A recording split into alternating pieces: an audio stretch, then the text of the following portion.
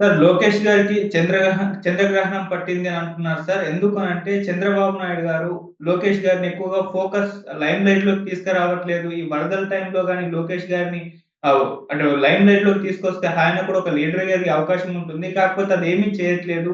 కేవలం చంద్రబాబు నాయుడు గారే ఫోకస్ అవుతున్నారు. లోకేష్ గారిని ఇలా పక్కన పెట్టారు అని చెప్పేసి టీడీపీ శ్రేణుల నుంచి ఒక విమర్శ అయితే వినపడుతుంది సార్.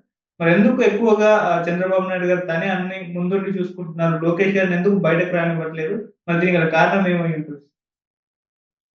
యాక్చువల్‌గా ఎలక్షన్ ముందు కూడా చంద్రబాబు లోకేష్‌కి ఫోకస్ కానీకుండా చూసుకున్నాడు. మనకు గుర్తుంటే లోకేష్ మంగళగిరి వరకే మేజర్‌గా పరిమితం అయిపోయినాడు. రాష్ట్ర వ్యాప్తంగా లోకేష్‌ని తిరగడం, తిప్పించడం ఇవన్నీ చేయలేదు. యువగళం చేసినప్పుడు లోకేష్ రాష్ట్ర వ్యాప్తంగా అతను తిరిగాడు.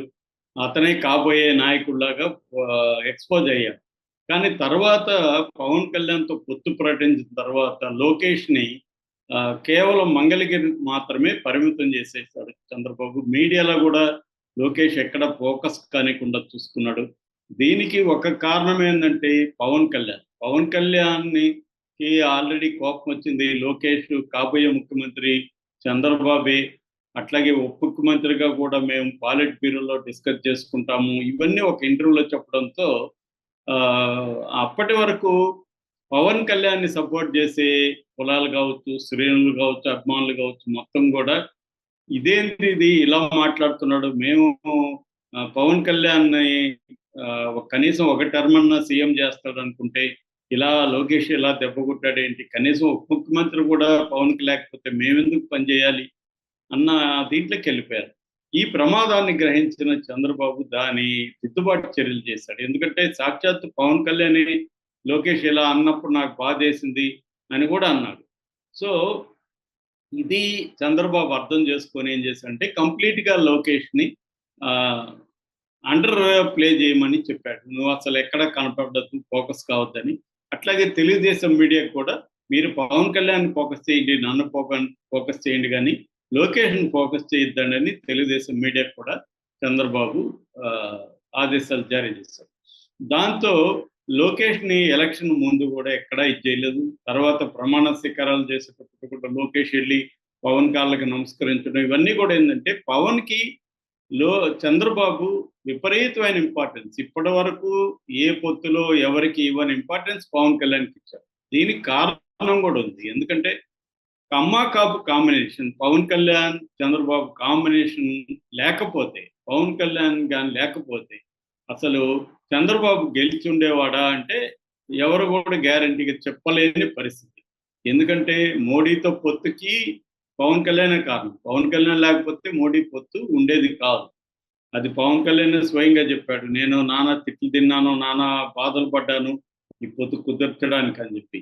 అది వాస్తవం గూడా. పవన్ కళ్యాణ్ గాని, చంద్రబాబు అవసరం లేదు బీజేపీతో నేను పొత్తుకెళ్తానని గాని చెప్పుకుంటే బీజేపీ చంద్రబాబుతో పొత్తుకి సిద్ధమయ్యేది కాదు.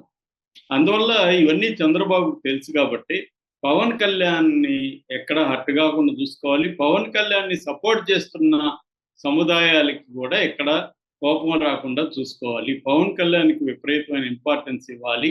ఇవ్వడమే గాకుండా ఇచ్చినట్టుగా కనిపించడం గూడా ఇంపార్టెంట్. ఎప్పుడైనా గూడా విజిబిలిటీ అనేది ఇవాళ ప్రజలకి సంబంధించి విజిబిలిటీ చాలా ఇంపార్టెంట్.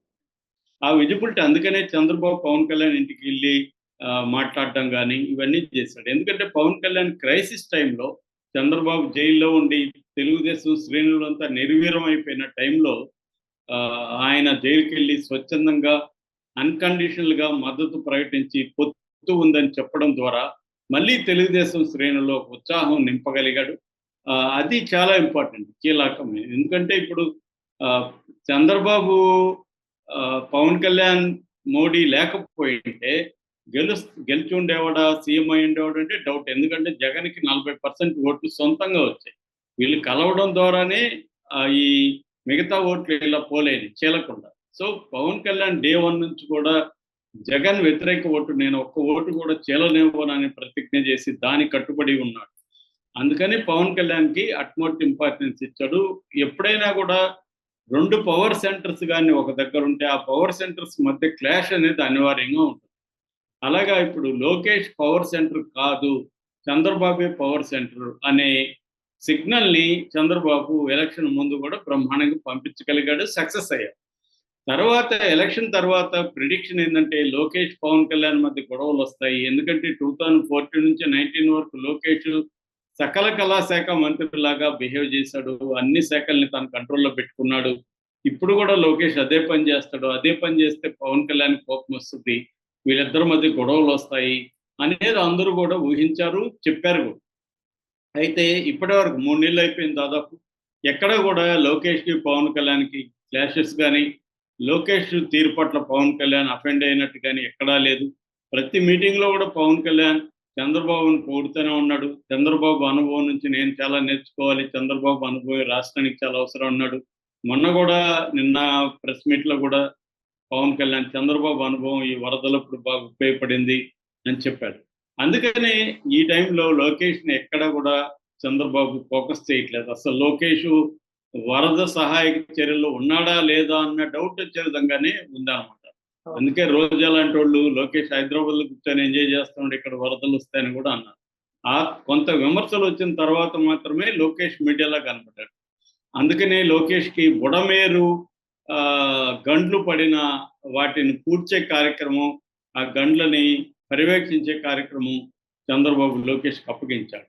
ఆ బాధ్యత అప్పగించాడు కానీ ఎక్కడా కూడా లోకేష్‌ని ఫోకస్ చేయనీయలేదు. మీడియా కూడా లోకేష్ మీద మొత్తం అంతా కూడా మీడియా అటెన్షన్ చంద్రబాబు మీద ఉంది. పవన్ కళ్యాణ్ కూడా నాకిక్కడ ఇప్పుడు నిజానికి పవన్ కళ్యాణ్ అనుకుంటే చాలా మైలేజ్ వచ్చిండేది. అతను గాని వెళ్ళి నీళ్ళల్లో దిగి అందరిని పరామర్శించడం, అతనికి ఎట్లా డ్రామా చేయడం బ్రహ్మాండంగా వచ్చు కూడా. తనే వెళ్ళి ఇవ్వడం, వాళ్ళకి అందించడం, ఇవన్నీ చేసునుంటే పవన్ కళ్యాణ్‌కి బ్రహ్మాండమైన మైలేజ్ వచ్చింది. కానీ పవన్ కళ్యాణ్ దాని జోలికి వెళ్లకుండా సైలెంట్‌గా ఉండిపోయాడు. చాలా విమర్శలు వచ్చినప్పుడు కూడా వెళ్ళలేదు. దానికేదో ఆయన కారణం చెప్పాడు కానీ ఓవరాల్‌గా అయితే పవన్ కళ్యాణ్ కూడా చంద్రబాబుకి ఆ మైలేజ్ అంతా చంద్రబాబుకి వెళ్ళని అన్నట్టుగానే ఉన్నాడు. అదే గాని లోకేష్ గాని ముందు నుంచి కానీ దీంట్లో యాక్టివ్‌గా ఇన్వాల్వ్ అయ్యింది మైలేజ్ గాని వచ్చునుంటే పవన్ కళ్యాణ్ కూడా పోటీ పడే అవకాశం ఉంది. అందుకని లోకేష్‌ని సైలెంట్‌గా చేశారు. అయితే దీని పట్ల తెలుగుదేశంలో ముఖ్యంగా యూత్ చాలా అసంతృప్తిగా ఉన్నారు. ఎందుకంటే లోకేష్ ఇప్పటివరకు చంద్రబాబు నీడలోనే ఉన్నాడు. అందుకనే లోకేష్ లీడర్‌షిప్ ఎదగట్లేదు. ఎప్పుడైనా కూడా లీడర్‌గా ఎదగాలంటే వాళ్ళని ఇన్వాల్వ్ చేయాలి. ఇప్పుడు క్రైసిస్ మేనేజ్మెంట్‌లో గాని లోకేష్ ఇన్వాల్వ్ అయ్యుంటే ఖచ్చితంగా లోకేష్‌కి అది మైలేజ్ బ్రహ్మాండంగా వచ్చిండేది. Leadership qualities ఎదిగేది. ఎప్పుడైనా కూడా మామూలు టైం కంటే కూడా క్రైసిస్ టైమ్‌లోనే లీడర్‌షిప్ ఎస్టాబ్లిష్ అవుతుంది. ఎందుకంటే దాదాపు ఇక్కడ 6 లక్షల మంది అఫెక్ట్ అయ్యారని గవర్నమెంట్ లెక్కలే చెప్తుంది. 32 మంది చనిపోయారు, 6 లక్షల మంది అఫెక్ట్ అయ్యారు. దాదాపు 3 లక్షల మంది రైతులు దెబ్బతిన్నారు. తర్వాత 4 కిలోమీటర్ల పైన రోడ్లు దెబ్బతిన్నాయి. ఇవన్నీ గవర్నమెంట్ లెక్కలిస్తుంది. ఇంత పెద్ద ప్రమాదం, ఇంత పెద్ద జాతీయ విపత్తు లాంటిది జరుగుతున్నప్పుడు లోకేష్ గారిని చొరవ తీసుకొని మిగతా మంత్రుల్ని లీడ్ చేసి అధికారుల దగ్గర పనిచేయించి లోకేష్ గారిని చేస్తునుంటే ఖచ్చితంగా లోకేష్‌కి లీడర్‌షిప్ ఒక 10 మెట్లు పెరిగిండేది. కానీ చంద్రబాబు చేయలేదు కాబట్టి ఇంకెప్పుడు చేస్తాడు చంద్రబాబు? ఎల్లకాలం పవన్ కళ్యాణ్‌కి భయపడతా కూర్చుంటే మనం ఎప్పుడు డెవలప్ అయ్యేది? మన పార్టీ ఎప్పుడు డెవలప్ అయ్యేది? లోకేష్ ఎప్పుడు నాయకుడిగా ఎదిగేది? నెక్స్ట్ ఆల్రెడీ మొన్న జానీ మాస్టర్ 2029లో మళ్ళీ పవన్ కళ్యాణే సీఎం. మళ్ళీ అంటే 2029లో పవన్ కళ్యాణ్ సీఎం, 2034లో మళ్ళీ పవన్ కళ్యాణే సీఎం అని ప్రకటించారు. అది ఖచ్చితంగా లోకేష్ అభిమానులకి ఇబ్బందికరం. ఎందుకంటే పవన్ కళ్యాణ్ సీఎం అయితే మరి లోకేష్ మాట ఏంటి? లోకేష్ పవన్ కళ్యాణ్‌కి చక్కబద్ధం చేయాల్సిందేనా అన్న ఇదైతే ఉంది. కానీ చంద్రబాబుకు ఉండే వ్యూహం వేరు. చంద్రబాబు ఎందుకంటే అధికారం కావాలి. లోకేష్ అతనికి ఇంకా ఏజ్ ఉంది. చంద్రబాబు 2029లో కూడా ఆయనేమి రిటైర్డ్ కాడు, రాజకీయాల నుంచి వైదొలగడు. ఆయనే సీఎంగా ఉంటాడు. ఆయనే సీఎంగా ఉండాలంటే పవన్ కళ్యాణ్ ఒప్పుకోవాలి. పవన్ కళ్యాణ్ ఒప్పుకోవాలంటే లోకేష్‌ని ఫోకస్ చేయకూడదు. లోకేష్‌ని ఫోకస్ చేస్తే పవన్ కళ్యాణ్ పోటీకి వస్తాడు. లోకేష్‌ని గాని ఫోకస్ చేయకపోతే పవన్ కళ్యాణ్ పోటీకి రాడు. చంద్రబాబు ఉంటే పవన్ కళ్యాణ్ పోటీకి రాడు. చంద్రబాబు కాకుండా లోకేష్ ఉంటే పవన్ కళ్యాణ్ పోటీకి వస్తాడు. సో పవన్ కళ్యాణ్ పోటీకి దిగితే రేపొద్దున మళ్ళీ ప్రాబ్లం అవుతుంది అధికారం. అందుకని చంద్రబాబు చేస్తుండేది ఆయన పాయింట్ ఆఫ్ వ్యూ చూసినప్పుడు కరెక్టే. కానీ లోకేష్ కావచ్చు, లోకేష్ అభిమానులు కావచ్చు, అది ఖచ్చితంగా ఇబ్బందికరం. ఇటువంటి ఒక పొలిటికల్ వాతావరణంలో డిసిషన్స్ తీసుకోవాల్సి వచ్చినప్పుడు దేనికి ఇంపార్టెన్స్ ఇవ్వాలనేది చంద్రబాబు ఒక నిర్ణయానికి వచ్చి ముందుకెళ్తున్నాడు.